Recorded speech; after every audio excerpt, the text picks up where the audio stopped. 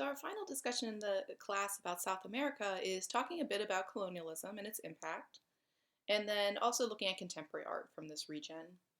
And colonialism, really, I've already mentioned, a bit about it. Obviously, it was a very destructive thing that occurred here in this region, but at the same time, it is very interesting to look at, as I've mentioned, sort of this idea of how the indigenous people absorbed and used a lot of what the colonizers brought, and how the colonization tried to show dominance. So, one of the things I show you here is one of the churches in Cusco and the way that it was built. I'm inside the church on the right, and you can see behind me to the left, like a traditional Catholic altar piece, a niche for showing saint statues or such. And to the right, you can see the Incan walls. So this temple, right, the Sun Temple, or Cuernacancha as it was called, you'll notice that now today it has a church built on top of it. So if you look at the bottom portion, you'll see the original Incan walls of their Sun Temple. And then above that, you'll see, of course, the church. Now, why do this? Again, one of the main things we think that it shows is dominance. It displays the past. It doesn't completely erase it, but it displays it in such a way that then shows dominance over it. So one of the things I think is interesting here in South America is this idea of not completely forgetting the past as a way of sort of showing we defeated your past, or we are, over your past, right? But I think also, it was a way to have touchstones about their past visible too to the people who were already living there. So it's an interesting approach for colonizers to use, is to sort of leave some marks of the past around, but then show dominance through building a building basically right on top of it. So that was something I was struck by when I went to see the church that again is literally built on top of this Sun Temple. So again, it's interesting to consider. And then, there's some festivals that you can look at that speak to the complicated relationship between colonization and indigenous people. And one of them is the Yawar Festival, or what's called the Festival of Blood. I learned about this festival when I was reading one of my favorite magazines. It's called Afar. It's for people who love experiential travel. So it has a lot of articles about, like, in eating things that are local, or going and sleeping at a hotel that's run by locals, not a chain. So it really deals with this idea of experiential travel, that you're not just going to a place to be pampered, you're going there to, like, see the lives of the people that live there. And that's how I travel, so I like Afar for that reason. So the magazine had an article on this festival, which I'd never heard about before. And basically, what happens during the festival is you have this bull that has a condor tied to it. And during the festival, they basically, like, fight with each other. Like, the condor pecks at the bull, and the bull, again, tries to throw the condor off and rolls around and tries to crush it and kill it, right? Again, PETA would probably not be very happy about this, but this is happening in, like, Peru, right? So, but the animals are thought to symbolize this idea of the indigenous and the colonizer. So this idea of the bull representing the Spanish colonizers, the condor representing the Incan people or the other indigenous people who were existing in Peru before the Spanish showed up. It's quite literal and quite visceral, and again, to me, shows the complicated relationship that exists, where there's this sort of fraught tension that's sort of under the surface. And just a word on festival days. This goes all the way back to, like, medieval Europe. People used to have festival days because it was a way of letting off steam. So if you look at, like, the Feast of St. James, or these, kind of festival days they had in the Christian times back in medieval Europe, it was just an excuse basically for people to get drunk and act crazy. Today we talk about The Purge, right, if you've ever seen those movies. But this idea that people need a day kind of built in to act crazy and let off some steam and just get all their crap out of their system, right? Just get it out. So I think this festival falls into that category of, like, how people deal with conflict, right? How they deal with stress. And if you give them a day to sort of let these things fly free, it helps them have that. It helps for them to have that escape valve, right? Might we say? I'll talk in greater depth about more colonialist issues when we get to our talk about Mesoamerica. So some of the themes I brought on, I'm going to illuminate them in a lot more depth when we get there. Again, traveling around in that region, I got to see a lot of how the gods of that region were sort of worshipped alongside with the Catholic gods that were inherited. So we'll talk more about it then. I also want to show you, of course, contemporary artists. And we're really going to focus on contemporary artists from Brazil and Chile. And notice that, Brazil we've not really talked about prior to this because, the historic art doesn't exist. There's none of it. It's all rotted away or didn't exist in the first place. People who were living in the Amazon rainforest basin tended to produce pretty ephemeral stuff. They knew the climate they were living in was not amenable to art, right? But here we're going to look at some Brazilian artists and also some Chilean artists. Now, the two categories I use to talk about the contemporary art of this region is the idea of protest and then the idea of perception. Protest is very big in the Americas. If you study the history of Central America down through South America, especially looking at like the period of the 60s, the 70s, the 80s, it's rife with a lot of governmental turmoil. Lots of rebellions, lots of revolutions, some that the US was involved in, some not. So we'll talk about that. So there's a lot of art that's linked to protest on a governmental scale. And then I think that American artists are kind of looking at this idea of like, well, who are we or how do we see things? So perception, I think, is also a very important concept regarding identity, right, for the people living in this area. We're going to start out looking at some protest art, and we're going to start out with one of my favorite artists, Cildo Morales. And he is a Brazilian artist. He's still working today. And he really started doing work in the 60s and 70s. So a lot of his work is linked very much to the government protests in Brazil during that time. And he starts out, kind of thinking about all kinds of different ideas. So these are the kind of themes he works with. First off, when he was first working as an artist, he didn't have a lot of money. So he did a lot of works there about concepts or ideology, we might say. Now, conceptual art is about ideas, right? We've hit on this a bit before with like Yoko Ono. So we kind of already have gone over this concept, right, of conceptual art. Ideology or ideology, we could talk about, it's the way you think. So he does a lot of early work with this. And when he works this way, he talks about how he can work in a very cheap way. So for instance, the Coke bottles on the right were part of a series he did called Insertions into Ideological Circuits, which I love as a title. Because Coke bottles back in the 60s, 70s, really up until the mid-80s, they were recyclable. So your Coke came bottled in these glass bottles like you see here. And you would drink the Coke and then you would take the bottle back for what they call the recycling deposit. You can still see this on bottles and cans today, by the way. You just have to kind of look for it. And some states are more diligent about this, right? Florida is not. But some states are, to encourage you to bring back your recyclables. So you would take your bottle back, they'd refill it, right? They'd sanitize it, then they'd refill it, and then they'd resell it. So what he did actually was stamp messages on the bottles. And he said, I'm inserting ideology or ways of thinking into intellectual circuits. I'm putting them into these circuits that everybody interacts with. Everybody goes to the store and buys things. So he's like, for those who look down and look at the bottle close enough, they're going to see my message. And a lot of the messages he put on the bottles were anti-American, anti-capitalism. So again, Coke's a good thing for him to focus on. He also did works where he stamped money. So things that were going to be passing through different hands. That was a way he worked with early work, because he said it was just a cheap way to do work. He also does a lot of work about government protests, the idea of danger and fear, and then anti-colonialism, of course. As I mentioned, a lot of his early works were about things that are going to pass through multiple hands. So here's some examples of his money projects. You can see he did American money and also Brazilian currency. And then on the right, you'll see his zero sum project, where he created these fake currencies, right, that have zero sum.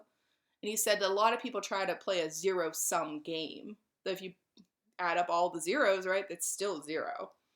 The idea that it's always bad to play a zero sum game. You should try to figure out how both sides can win something, right, or come to some kind of agreement. Zero sum games don't benefit anyone. So it's sort of this fake currency, and you'll notice it's caricatures, right, of American society. Now, why use American money? If you've ever traveled in the Americas, you know that a lot of these countries actually value American currency more than their own because our currency is more stable. I remember going to Guatemala and people were like, don't bother to change your money. They want your money anyway. So that was interesting. So the idea of like how American culture, the United States American culture, is embedded in a lot of these cultures. And again, it's something that sometimes these countries don't appreciate. You know, people of these countries don't fully appreciate sometimes. They're, again, often anti-capitalist or see American intervention in their country as being a negative thing. Morales commented quite a bit on, like, you know, American corporations coming into Brazil and the kind of tax breaks and different things that they received, and you know, where you know, regular Brazilian people were starving in the streets. So you know, he's got something to say about, you know, how money flows, right? How power is brokered. And again, you know, wants to use materials that could pass freely through people's hands. Back in the days where money was used all the time. Today, these projects wouldn't have the same bite because I don't know about you, but I rarely have paper money on me. My life's on credit. So, you know, you have to adjust to the conditions of your time. He wouldn't make these kind of works today, but back then, you know, they worked really well for ideological projects. And again, here's another shot of the insertions into ideological circuits as well. And again, this idea of him stamping the Coke bottles. On the Coke bottles, he wrote "Yankees go home." So pretty blunt. He also did works about government protest.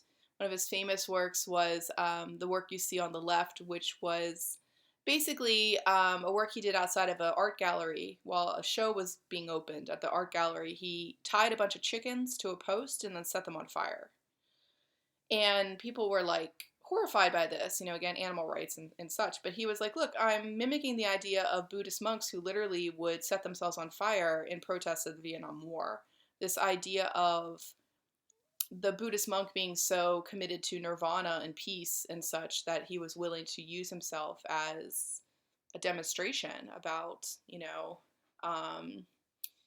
sort of, you know, ideology again, what one believes in. So, and he said he liked this idea of like people in the gallery eating their wine and cheese and then looking outside and there's this post with these chickens that are being, you know, burned. And he liked to think about the idea of what shocks you, you know, what really shocks you.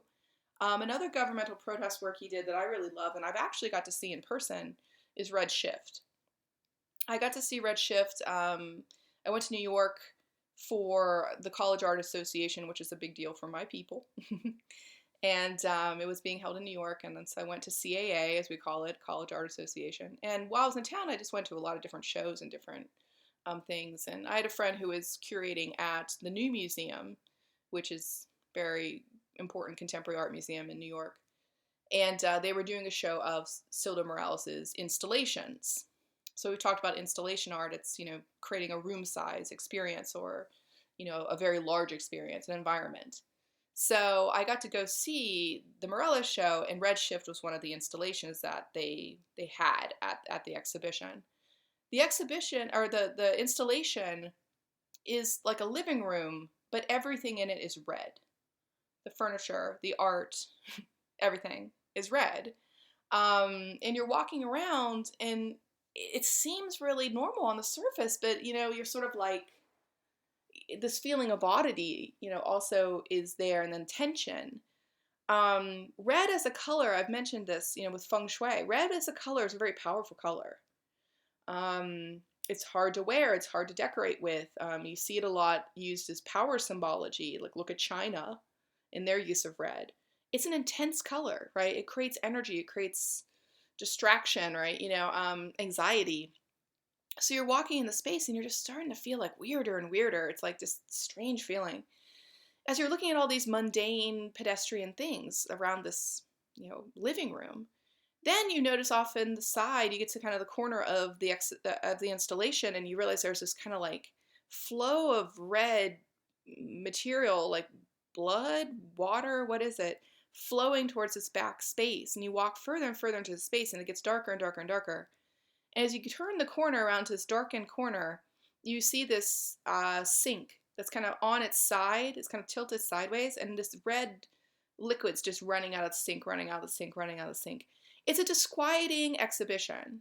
It's a disquieting installation. It's just, again, you're like, what am I seeing? What is this? So when Morales wrote about this work, he said, I made it in honor of the people that I know that were disappeared. The people that were protesting things going on in the Brazilian government during the 60s and 70s who were literally just ripped off the streets and never seen again. He had a friend that actually was like disappeared in front of him. They were walking, a car stopped, the people came out, they grabbed the guy, drug him into the car, and they never saw him again. And so Morales and his friends would go back to that street corner and write the name of the person on the wall in red paint. And the next day it would be whitewashed. And they'd go back and they'd write the name again in red paint, and they would be whitewashed over and over and over again. So they're trying to say, like, I recognize this person, I remember them. And of course, the government doesn't want you to remember, so they would erase it. So he said redshift was a way of making a permanent statement about political loss. He said it was also a way of showing that usually when something is going on revolutionary within governments, there's a lot of everyday people who are just trying to live their lives, who are just like, I don't know, I want to protect my family, I can't get involved in this. They try to keep things very level on the surface, right? He said that often violence happens behind closed doors and that everybody else just tries to ignore it. So the idea of following this red line, this red material back into the back and finding this running red sink, he's like, the kind of violence that happens in these, bad governments are things that happen in closed rooms, behind closed doors. They don't happen out in the open. My husband told me a story once about he used to do a lot of work where they would go to different developing countries and, build things and such. And he had gone to Haiti, and there was actually a hurricane while they were there, and all the flights were canceled. No one could get out of Haiti. And if you know Haiti, it's very developing. And it was looking like it was going to take like 2 to 3 weeks for them to get out of Haiti. And I was like, oh my God, are you serious? And he had a friend who had political connections in Miami to all these different kind of Haitian groups, I guess. Their father did, and so they basically took a bus across into Dominican Republic and went to this bakery. I'm making air quotes now, bakery, where they went in the bakery and there was just a guy sitting on like a folding chair in the front of the bakery. No baked goods, no donuts, no crullers, nothing. And basically just had an envelope with their plane tickets in it because one of the people's father had these political connections or economic connections or whatever kind of connections where there was a favor that was done. But my husband said I also thought about probably all the things that happened in the back room of that bakery, like that I don't want to know about, And he said it was an interesting insight into these shadow economies or these shadow governments that are happening below the surface of what people see. So to me, redshift speaks to all of that, right? It seems like a really basic work, but when you start to break it down, you're like, oh, this got a lot going on right inside of it. Other concepts that he plays with are the idea of like danger and fear. And in his work, Playing with Fire, he does something really interesting. These are all installations again, so they're all meant to be interacted with. Sometimes he'd have these guards, and sometimes not. And this is obviously the 70s, right? Look at their clothes, I love them. And what he did is he created this installation that you're walking in and you're walking towards these boxes, and you don't know what they are. And you're walking on this material, and you realize it's like making this scritchy, scratchy noise. And as you get close to the boxes, you realize they're matches. And that the paper on the floor is like that match striking paper that you find on match boxes and matchbooks. And so this idea, like, in your lizard brain is like, get out, run away.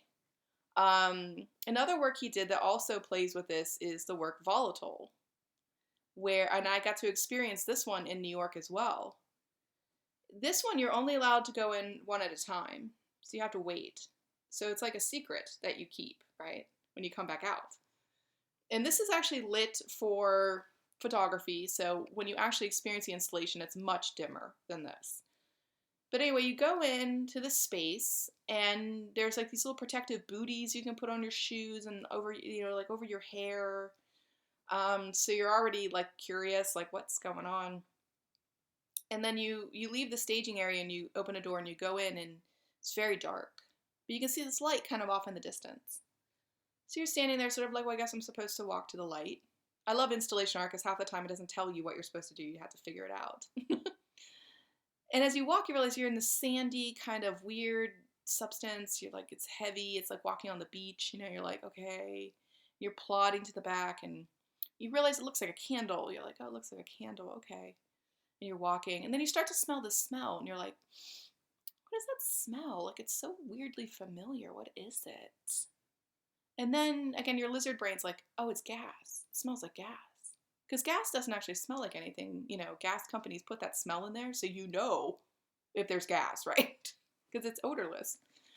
So he had a perfumery, right, basically make him a fake, smell that smells like that stuff they put in your gas line. And he wanted to figure out if your mind would, like, freak out. Your lizard brain would tell you, run. And let me tell you, yes, your logical brain is like, I'm in a New York museum. There's no way I'm going to blow up. But all your lizard brain is telling you, your reptilian brain underneath is like, open flame, gas, bad. And notice if you try to run, you're in this like soft, powdery, sandy stuff. You can't really get out. So you kind of like fast walk out. It's like weird. You shouldn't. You shouldn't run away, but you're sort of like, I need to go. And so you emerge kind of like covered with the powder because it kind of flies up on your clothes, and the next person's like, what the heck happened in there? And you're like, oh, I can't tell you. So again, it's like this experience you have, and then you kind of gift it to the next person, like, so if you ever see it, obviously I've ruined it for you, but oh well, right, you're in a class to learn about these things. And again, this is much more sort of the lighting level that you usually, again, it's much darker, much more eerie, right, when you experience it. Definitely one of my favorite installations that I've ever done and experienced. Another work he did that dealt with like danger, fear, right, is Through, which if you look at it, obviously you can't really go through. It's all about barricades and borders and, things that are dangerous. And I think what he tried to do with this piece is make you think about, real barriers and agreed upon barriers and all the things that, in a sense, can keep us out and can damage us, but then other things that are more psychological. For instance, I always point to the velvet rope in the middle, which is more of a psychological barrier. You go to a club and a bouncer tells you to stand there. But really, what is it? It's a velvet rope, It's this idea of an accepted and agreed upon barrier. It's not really dangerous, but it serves its function in a sense. I love his works. They're just these life-size kind of pieces that make you have to have these experiences. The last one I'll show you is his Missions, How to Build Cathedrals. And this one's very much about colonialism. And I love how it looks very funereal. It has these black curtains that looks very sort of funereal and dark and mysterious, right? And you'll notice on the floor are coins. On the ceiling are bones. And linking the coins and the bones together are communion wafers. So what he wanted to say with this work is that when colonists came, they built their churches on the bones of the indigenous people. And they collected their tithes, their money, based on the bones of the indigenous people. That, you have to kill people to build your missions, you had to build your cathedrals. I love watching people interact with this piece because, again, most of his pieces are meant to be interacted with, meant to be touched, meant to be smelled, meant to be experienced. Another reason I really love Morelos' work is they often work with multiple senses, sight, smell, touch, He even did one with taste before that I experienced, where you had to like put these pieces of ice in your mouth that were salty and sweet. Yeah, it's hard to make art where you're using all the senses, but he does it. So he's always, trying to kind of make these experiential pieces. But this one, again, deals with the idea of, your religion was built on the bones of my ancestors. It's a pretty powerful message. Next, I'm going to talk to you guys about perception in the next video.